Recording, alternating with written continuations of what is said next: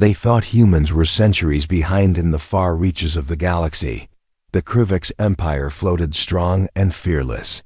Their warships were unmatched, and their army had already conquered dozens of planets across multiple star systems. The supreme commander of the fleet, Valtarax, stood at the edge of the observation deck, looking out into the black sea of stars. His red eyes glowed under the cold light of his flagship, the Dominator. He wasn't worried. Earth was next, and it didn't look like a challenge. Reports from their scout probes described Earth as chaotic, noisy, technologically backward, and hopelessly unprepared for interstellar warfare. The humans had no true space fleet, no gravity. Weapons and their defenses were laughable compared to Krivix standards. Valtarax smirked. He didn't even feel the need to show up in person. A mid-level war commander could easily handle it. Inside the Krivix command room, the officers were laughing as they reviewed intercepted human broadcasts. Music, food shows, games, arguments, none of it looked serious. One junior officer remarked that it would be more entertaining to watch Earth than to destroy it. They treated the planet like a circus, not a threat. But then something happened. A strange transmission came through their secure frequency. It wasn't human chatter. It was structured, precise, military grade. The voice was calm but heavy, like steel covered in fire. It echoed through every comm device aboard the Dominator. "This is the HW's Black Talon. Sit tight. We're inbound." For a moment, no one moved. Silence hit the room like a sudden vacuum. The language was perfect Galactic common, with no accent or hesitation. But Earth had no such ship in its known database. There was no HWS class recorded, and the name Black Talon didn't appear in any chart. Valtarax narrowed his eyes. He ordered an immediate long-range scan around Earth's orbit. The results came back negative. No human vessel of large mass detected. Just space dust, satellites, and a small number of human-made stations. Still, something felt wrong. "Replay the message," he said. The voice repeated. Same tone, same chill. Not a threat, not a scream, just quiet confidence. That was what disturbed him most. Meanwhile, down on Earth, General Orlan stood inside an underground command center hidden beneath the Rocky Mountains. Around him, holoscreens showed the Krivix fleet approaching Earth's solar system. His face remained emotionless, but inside, he was waiting. Behind him, young officers typed commands into ancient-looking consoles. But they were anything but primitive. Each machine had been upgraded quietly over the last 100 years. Earth's true strength wasn't what it showed the galaxy, it was what it hid. "We sent the warning." "Sir," one officer said. "General." Orlan nodded. "Good. Let's see if they're smart enough to listen." Far above, aboard the Dominator, Valtarax decided not to take any chances. He ordered his fleet into high alert formation. Defensive grids up, attack cruisers moved forward, and scanners were reactivated with higher intensity. But then, something strange began to happen. One of the outer patrol ships, the Krivan Fang, stopped responding. Its signal went dead in less than a second. No distress call. No impact, just silence. Within the next 2 minutes, 2 more ships vanished from the screen. Officers scrambled. Panic crept into their voices. Valtarax shouted for explanations. But none came. The crew stared at the monitors, unsure whether it was an attack or a system failure. Then the room's lighting dimmed slightly, just for a second. It wasn't a ship-wide failure. It was something subtle. Quiet. Valtarax turned sharply toward the viewing glass, staring into the starry darkness. And that's when he saw it. A shadow moved behind the largest Krivix cruiser. Not a rock. Not a natural object. Something huge. It wasn't visible to scanners. It didn't reflect light.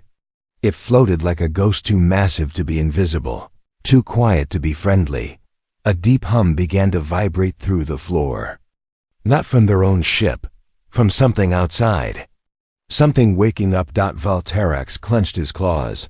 "Bring up visual magnification," he ordered. The screen zoomed. What they saw made even the bravest officers step back. Out of the void, lines of steel began to appear. Black metal with red glowing patterns, sharp edges designed for war, thruster ports that stretched across the entire underbelly. The ship was enormous, at least double the size of the Dominator. No registration. No known design. Pure human dot, and then the message repeated, this time louder. From the source itself. "This is the HWS Black Talon. You've entered restricted space. Stand down or be removed." The Krivix Empire had mocked humanity. They had underestimated the silence. But now something was coming through that silence. Not noise. Not panic. A warship. A human warship. And it wasn't here to negotiate. Cloak of the human beast. The Black Talon did not move like a normal ship.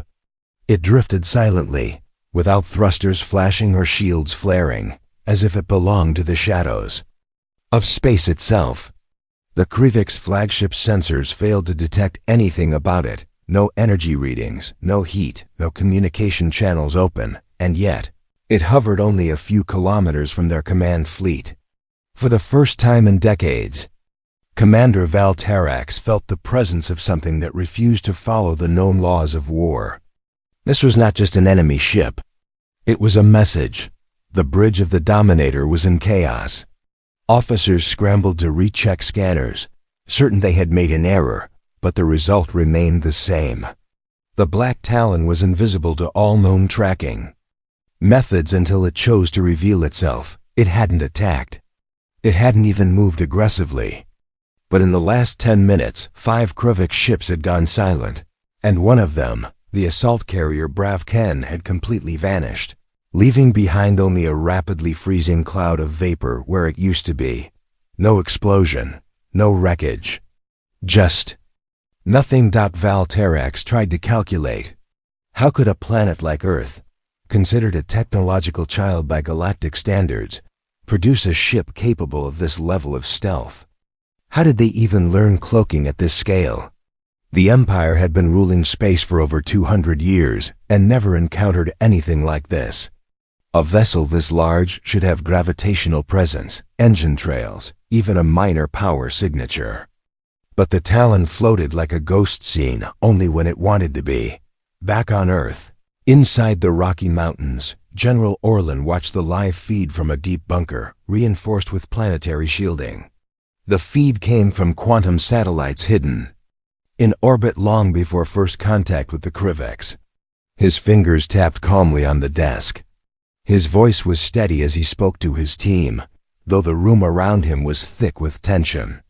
The operators had trained for this moment for decades, but no amount of simulation could replace the reality of war with a galactic empire. "Commander Valterax has activated his forward cannons," a technician announced. "They're charging." For a warning shot, Orlan leaned forward slightly. "Send them a reply, no words. Just show them what we've prepared." In response, one of the human officers entered a rapid-fire sequence into his console, sending a command through encrypted spacewave relays to the Talon's onboard AI. Within seconds, the Black Talon shimmered once again and then disappeared. From all visible range, a full cloak had been re-engaged. But more than that, it had started moving. Valterax didn't notice at first. The screen showed only empty space. His warships adjusted position, waiting for the shot order to be confirmed. But just as he raised his arm, one of his cruisers began drifting off course. Engines offline, comms jammed, then another, and another. It was as if an invisible fog was swallowing his fleet one ship at a time. Not destroyed, just shut down.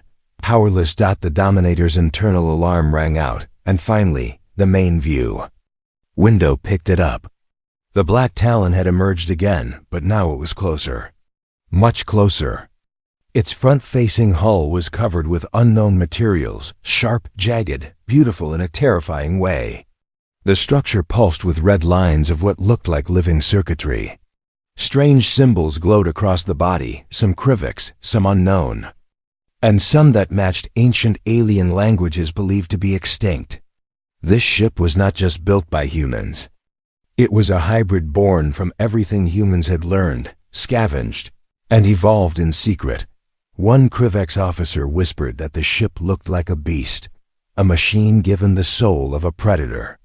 Valterax silenced him with a glare, but deep inside, even he could not deny the growing sense of dread. This was no ordinary Earth war machine. This was something else. Something bred in the silence between stars, trained to watch, wait, and kill without noise. Just then, the Black Talon opened. A wideband communication channel. Its voice was the same as before, calm, male, human, but now it had weight. Every word carried steel. You were warned. Stand down now, or we will continue removing your fleet. Valterax had never surrendered in his life. But as he stared at the floating shadow of death in front of him, for the first time, the thought crossed his mind. Still, pride controlled his next move. All weapons fire. He growled, but as the command passed through his fleet, nothing happened. No lights, no energy pulses, no missile launches. The fleet had gone quiet. The Black Talon's final transmission for the day came through. You don't understand yet. But you will. We studied you. We studied everyone. You speak of empires. We speak of extinction. Sit tight. We're not done. And with that, the Talon vanished once more. In every corner of the Krivex fleet, fear finally bloomed. The battle they didn't expect. In the cold silence of space, the Krivex fleet floated like a coiled beast, waiting to strike, but something had changed.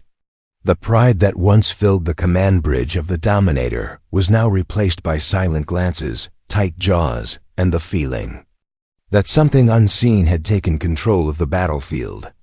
Commander Valterax paced the deck, his tail twitching with frustration. He barked orders, but too many systems remained unresponsive. His ships weren't destroyed. They were simply turned off. It was as if their power had been drained, their weapons locked away by invisible chains. And every time he thought of the Black Talon, it wasn't anger that rose inside him. It was something worse, uncertainty. Back on Earth, far below the surface of a mountain, Captain Mira Voss walked into the briefing room of Command Deck Theta. Her eyes were sharp, movements precise, and presence heavy. Even among Earth's elite, she was known for surviving wars no one else walked away from. Her last mission off-world left her wounded, her unit decimated, and her brother among the dead, killed in a Krivex raid when humanity was still learning the galaxy's cruel rules. She had asked for this mission not out of duty, but out of debt. She didn't want revenge. She wanted proof that Earth would never be mocked again. The room saluted her silently as she stepped forward and activated the central display. On it, a full map of the Krivex formation glowed in red. The Black Talon hovered just beyond their detection range, waiting. Mira raised her voice, calm and controlled. They're panicking. The commander has no backup plan. Their ships are bound together through a central AI relay, and we've already infected that relay. Their weapons will remain offline until we let them function again, or never. Someone in the room asked if surrender was an option. Mira shook her head without hesitation. They've invaded worlds, burned cities, erased populations. If they're allowed to retreat, they'll return stronger. This is not a warning. This is a demonstration. Today, the galaxy learns what happens when you push humans too far. The Black Talon received her direct command minutes later. Inside the ship's dark command chamber, human operators with neural links prepared for combat. These were not just soldiers. They were bonded with the ship's systems, trained to think and move with machine precision. No shouting, no delays, just action. The Talon began to move, not fast but steady and terrifying. It didn't charge. It advanced like a predator that already knew it had won. Meanwhile, the Krivex tried to regroup. A few ships managed to power up partial engines. One cruiser even fired its plasma cannons into the void, hoping to hit something it could not see. But as the bolts of energy flashed forward, They hit something invisible and disintegrated instantly. The black talons shimmered into partial visibility, and for the first time, the Krivix could see the true scale of what they faced. Its surface was covered in reactive plating that changed based on enemy frequency. Its hull was made from a blend of alien alloys, some of which had never been identified by galactic scientists. And along its spine were weapon ports unlike anything seen before silent launchers, magnetic railguns, and plasma veins that pulsed like living veins. Then came the first strike. With one controlled burst, the Talon fired a single rail shot. The projectile was invisible to the naked eye, but a second later, an entire Krivix assault cruiser broke apart silently, like glass crushed under pressure.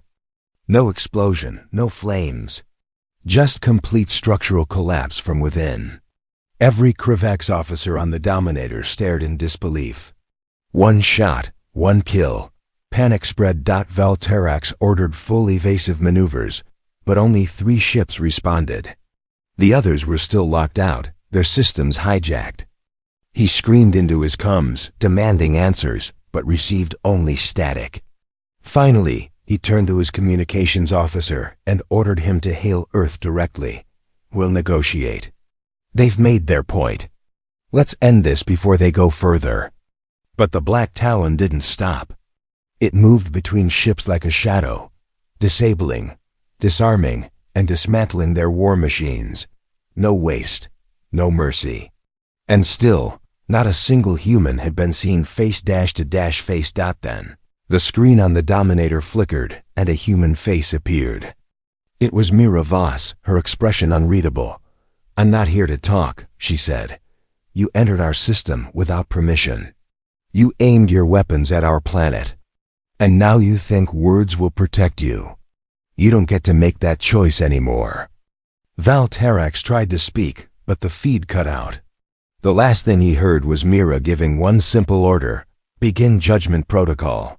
Across space, hidden compartments opened along the Talon's hull. From each one, small drone-like machines shot out, each carrying electromagnetic pulses designed to short even the strongest shielding. Within seconds, Krivix systems began crashing all over again. Lights flickered. Gravity fields failed. One by one, the Empire's finest ships began to float powerlessly like abandoned ruins in orbit. And through it all, the Talon remained quiet, untouched, unmoved, watching like a silent god. The humans who study war like art, the battlefield was no longer a battlefield. It had turned into a silent classroom, and the Krivix were the frightened students forced to learn a lesson they never believed possible. Their fleet, once proud and undefeated, now floated like broken toys in orbit, powerless, scattered, and lost. Inside the Dominator, Commander Valterax stood motionless in front of the main screen, watching the chaos unfold with wide, unblinking eyes. He could not understand how this had happened. His fleet had more firepower. His soldiers had more combat experience. His empire had crushed entire systems. Yet here they were, being defeated by a single ship that moved like a shadow and struck like a god. But the truth was far deeper than what he could see. This was not about one ship. It was about how humans approached war. They didn't rush into the galaxy with loud weapons and declarations of power. They came quietly. They listened, observed, collected, and learned. They lost battles not because they were weak, but because they were watching. Every defeat, every raid, every insult from alien empires was recorded, analyzed, and stored in deep AI cores hidden beneath their mountains and oceans. While the galaxy laughed at Earth's delays in joining the Galactic Council, Earth was building a war theory so advanced that even the most seasoned commanders couldn't recognize it until it was already inside their systems.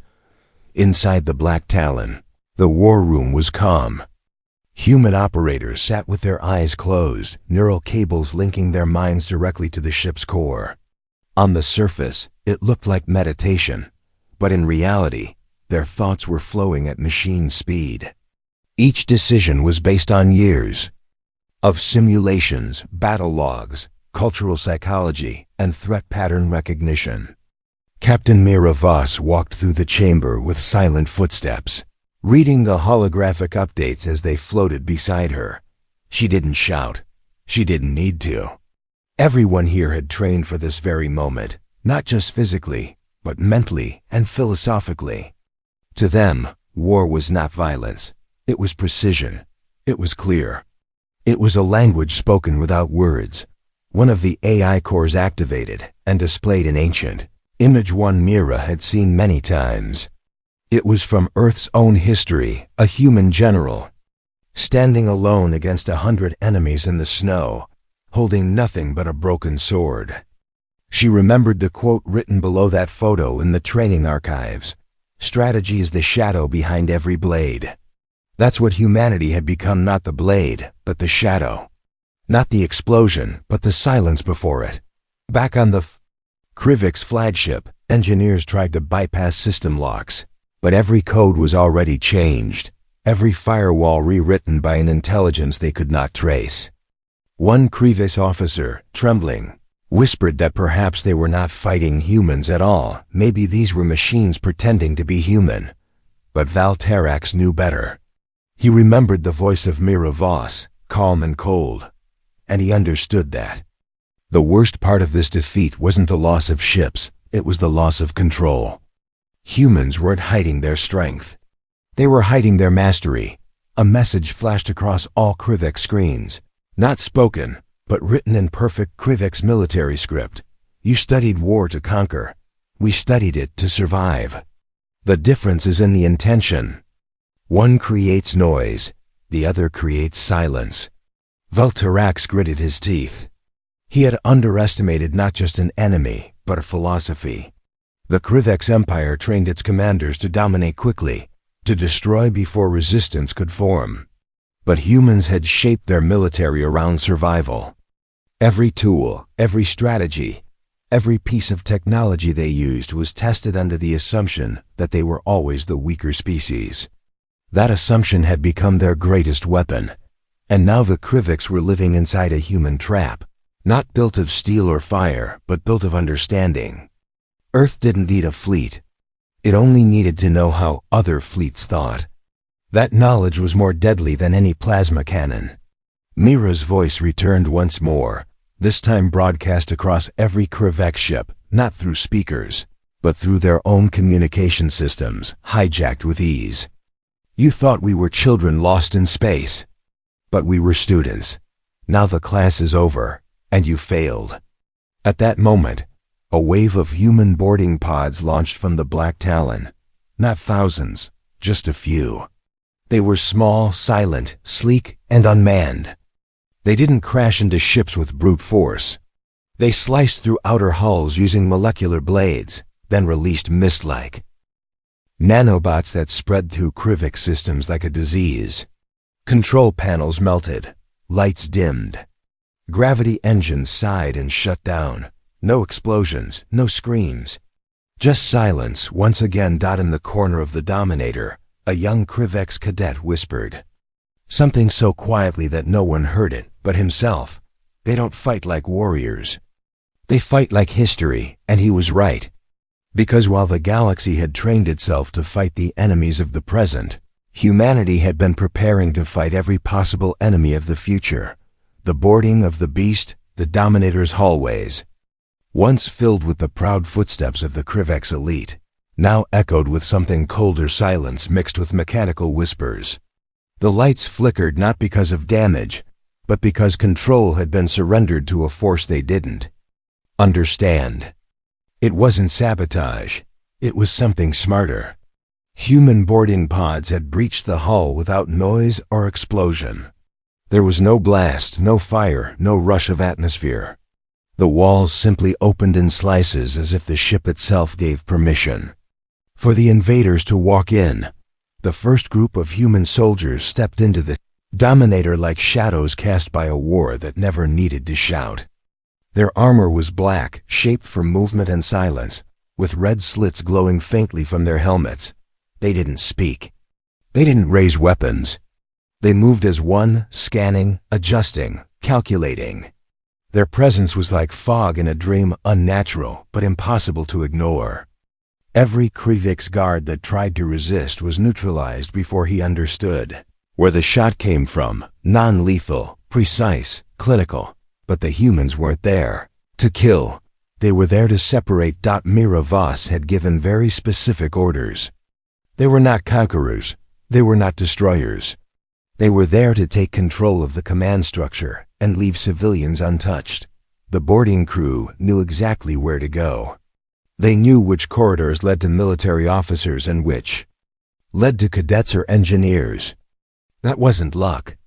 That was years of intercepted Krivix fleet schematics, movement logs, and heat map patrol patterns, all run through human military eye over and over until every Krivix ship had become a transparent machine in their eyes. In the engineering bay of the Dominator, a young Krivix cadet named Ilvin hid behind a damaged control panel. His small claws trembled as he held a low-powered plasma pistol, but he knew it wouldn't help. He had seen what these humans could do. He had watched them drop entire security teams without even firing their main weapons. One by one, the lights around him dimmed, and he knew they were getting closer. Footsteps, soft but certain. Ilvin held his breath, waiting to either die or be captured. But what happened next confused him more than anything. A tall human soldier in black armor turned the corner and spotted him. Ilvin flinched, but instead of shooting, the soldier lowered his weapon and knelt down. From a side pouch, he pulled out a clear plastic container water. Clean, pure, human water. The soldier placed it on the floor and pushed it gently toward Ilvin, then stood back and waited. Ilvan didn't understand. Was it a trick? He looked into the soldier's helmet and saw no face, just his own reflection. Slowly he reached out, took the water, and drank. Nothing happened. No trap. No stun blast. Just water. Elsewhere on the ship, a similar scene repeated again and again. Humans clearing rooms, securing officers, taking full control of the ship, but leaving civilians unharmed. A Krivix medic reported later that he had never seen such cold precision mixed with such disciplined restraint.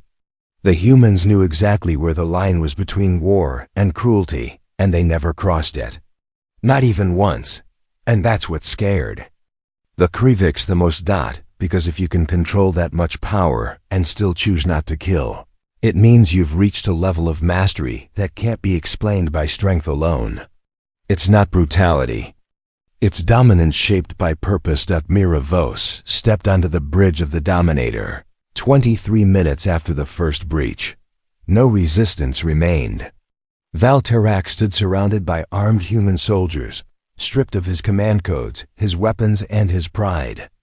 He locked eyes with Mira, and for a moment, the silence between them said more than any negotiation ever could. You could have wiped us out, he said. Mira nodded slowly. But you didn't, he added, confused. She stepped closer. You invaded a planet we swore to protect. You entered our skies thinking we were still learning how to crawl. We didn't kill you because we don't want you dead. We want you to understand. And fear alone won't teach you that. Valterak looked around, at his broken ship, at his captured crew, at the calm soldiers who didn't even look angry. What will? He asked. Mira turned her back to him and began walking away. The answer is coming, she said. And just as she left the bridge, a high-frequency alert lit up on the human side. One of the Krivix ships had activated something deep inside their fleet, a last resort beacon. Not a distress call. A summoning. Buried in forgotten Krivix history was the legend of an ancient superweapon, a dreadnought-class warship left dormant centuries ago because no empire had ever needed it. Until now. Far across the system, something massive began to move. Something old. Something that even the Krivix hadn't fully understood when they built it. The dreadnought was waking up, and this time, it wasn't just the humans who had studied war. The dreadnought wakes the moment the old Krivix beacon activated. Something shifted in the system's silence. At first it was just a low hum, like the echo of a forgotten god breathing after centuries of sleep. Then came the gravitational distortions. Tiny ripples in space twisted navigation systems across both fleets. Human satellites that had been silently watching the stars began transmitting frantic alerts. Deep space scanners near the asteroid belt showed a shadow, a single object the size of a moon, covered in ancient plating, floating slowly from the edge of blackness. It wasn't just a ship. It was a machine too old to be updated, too dangerous to be controlled, and too deadly to be ignored. The Kriviks called it Tarlun Vek in their mythos. In human terms, it meant the Devourer. It was a dreadnought-class warship built generations ago by a splinter faction of the Kriviks who believed diplomacy was a weakness. It was buried and locked away after peace took control of their empire. But now, desperate and defeated, the Kriviks' command had triggered its reactivation. Not even Val Tarax had expected someone from the outer command rings to use the beacon. He stared at the sensor feeds in disbelief as the massive outline of the dreadnought came into full view. On board the human flagship, Mira Voss remained calm, but her eyes said everything. The Dominator was already theirs. The Kriviks' fleet was disarmed. The war should have been over. But now a sleeping monster was rising, and it didn't care who was in command. It was built to kill, not negotiate. There were no seats for diplomacy inside that thing, no emergency brakes, no shut-off code. Run simulations again, she ordered. Voice steady but firm. Admiral Kieran's fingers flew across the console. Already done. Even if we target the engines and power core, the external armor will hold for 22 minutes under full bombardment. And if it fires its main weapon? She asked. He didn't respond. He just showed her the projected casualty estimate. 3 million. In 30 seconds. Mira didn't flinch, but her chest tightened. They had trained for scenarios like this, but no training ever prepared someone for choosing between millions of lives and a line of pride. Back on the Dominator, Val Tarax watched the dreadnought on the screen and whispered to himself, "It wasn't supposed to come. That weapon wasn't for them. It was for gods." Mira heard him and turned. "Then why summon it?" "I didn't," he said. "Someone else did. Someone who still believes in total domination." Outside, human fleets began shifting. Squadrons of destroyers, cruisers, and stealth ships moved into a layered defense pattern between the dreadnought and the nearest colony worlds. Fighter-class crafts readied MP drones, but no one truly believed they would stop something that massive. It was like placing sandbags in front of a nuclear bomb. Still, no one broke rank. Not a single pilot blinked. Not a single officer questioned the command. That was the terrifying beauty of humanity in war. They never ran. Even when logic screamed at them to flee. Inside the dreadnought, however, something strange was happening. It wasn't moving like a Krivik ship. Its systems were working slowly. Yes, but its weapons weren't charging. Its main cannon remained dormant. Instead, internal power readings showed unusual spikes in places no one could explain. It was like the machine was thinking, choosing, searching. Admiral Kieran's AI detected it first. "There's something else inside," he said. "Another crew?" Mira asked. "No, something older. Something that doesn't match Krivik's tech. Something integrated into the core processor centuries after its creation." Mira stared at the screen. What did they bury in there? That question wouldn't remain unanswered for long. On the dreadnought's hull, a single panel opened, a communication beacon. But the signal it sent wasn't Krivik's. It wasn't human either. It was neutral, ancient, and the language was human-coded binary. Mira's heart skipped. Who the hell put human code inside a Krivik superweapon? She asked. The answer chilled her more than the question. Because someone had already been here, long ago. A forgotten human expedition, perhaps. or a black project buried under so many military redactions that even Earth's war archives had no record of it. But someone from humanity's past had touched this weapon. And now, something deep inside, it was trying to make contact. Mira leaned forward as the message decoded on the screen. Do not fire. One human on board, not enemy. The bridge went silent. Not even the hum of engines broke the tension. One human, inside. The Devourer. Who and why? Mira knew they were running out of time.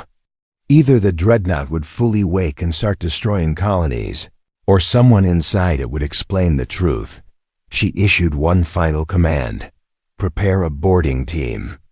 I'm going in. The last human inside the beast as Mira Voss stepped into the boarding shuttle, silence followed her like a shadow. Even the most seasoned soldiers in her unit avoided eye contact. Everyone felt it, the weight of the moment.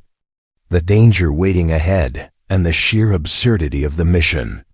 A single human was alive inside a Krivex dreadnought that could erase planets.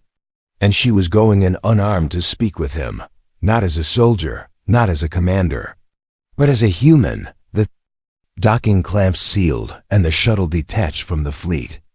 Outside the viewport, the massive structure of the ancient warship dominated everything. Its dark plating swallowed starlight. Its hull looked like scarred metal skin. When they reached the outer lock, the ship opened for them on its own. Number. Resistance, no security. Like it had been waiting. As Mira stepped aboard, her boots echoed through a corridor carved in both Krivex alloy and something older, almost bone-like. Blue lights pulsed beneath the floor, as if the dreadnought itself was alive and breathing. But it wasn't guiding them toward the command bridge.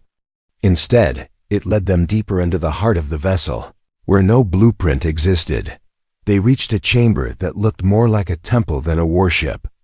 Giant curved walls stretched up like cathedral ceilings. In the center stood a single platform and a man tall, covered in armor that didn't match any Earth military model.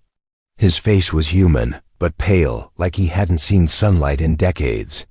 His eyes were sharp but sad, filled with something deeper than pain, something ancient. He didn't move, didn't speak. Mira stepped closer, voice steady. Who are you? He finally looked at her, and his voice was low, controlled. Name was Elias Rain, Lieutenant, Earth Expeditionary Recon. Year 2291. Mira froze. That was over 100 years ago. You're saying you were part of a recon team? She asked. But no mission in 2291 reported contact with the Krivex. He gave a half smile, bitter and hollow. Because we weren't meant to report back. We were part of Project Null Deep Black Exploration. We found this dreadnought floating dead. No power, no crew. Just silence. Command ordered us to extract tech samples. But something went wrong. What happened? Mira asked. He looked up at the towering chamber. The ship wasn't dead. It was dormant. And it bonded with me. It absorbed my team. Used their minds. As fuel, I was the last one standing. But you survived, she said. No, he said quietly. I became part of it. That's when she noticed his body shimmered faintly, like he was connected to the floor beneath him. The ship wasn't just holding him, it was keeping him alive. Or trapped. This ship was built to learn, Elias continued. It watched. How species fought, how they feared, how they survived. It wanted to evolve. It didn't trust the Krivex anymore. But when it found humans, it chose us. It chose me. Mira's mind raced. And now? It's listening, Elias said. And it's asking if humanity still deserves the keys. Behind them, the chamber walls pulsed and showed images clips of Earth's wars, peace treaties, space missions, even moments of human kindness. A child sharing food, a medic helping an enemy, a rescue team pulling aliens from fire. The ship had been watching, and now it was waiting for an answer. Mira stepped forward. You've seen who we are. You've seen the worst. But you've Also seen the best. We're not perfect. We're not gods. But we never run from darkness. We walk into it, knowing we might not make it, because sometimes standing matters more than surviving. Elias watched her for a long moment, then closed. His eyes, the ship responded. All across the dreadnought, systems shut down. Weapons retracted. Core energy dropped. Outside, every fleet scanner showed the same thing. The Devourer had gone silent. Mira turned to Elias. Come with us. We can bring you back. He shook his head. I can't leave. If I go, it wakes. Again, someone has to stay behind. She felt a deep sting in her chest but didn't argue. He had already made his choice. He looked at her one last time. Tell Earth, we are more than war. Mira saluted him, no longer as a commander, but as one human to another. Then she turned and walked away, the lights fading behind her. When she returned to the fleet, the Krivik's command surrendered without a word. The dreadnought drifted into a stable orbit, guarded by both human and Krivek ships, not as a weapon, but as a warning. Valterak stood beside Mira on the command deck days later. I was wrong about your kind, he admitted. Mira nodded. So were we about ourselves.